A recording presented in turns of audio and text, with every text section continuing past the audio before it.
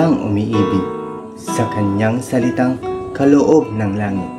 Sanlang kalayaan na saring masapit, katulad ng ibong na sa himpapawid.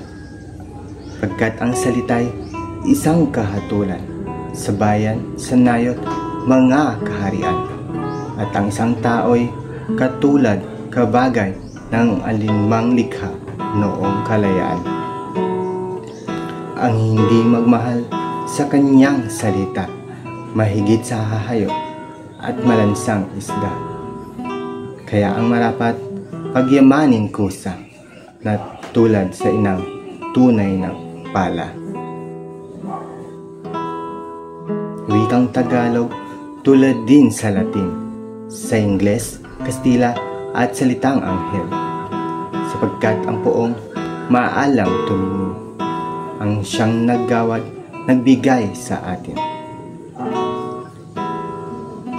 Salita natin huwad din sa iba, na may alfabeto at sariling letra, na kaya nawalay dinatnan ng sigwa, ang lunday sa lawa noong dako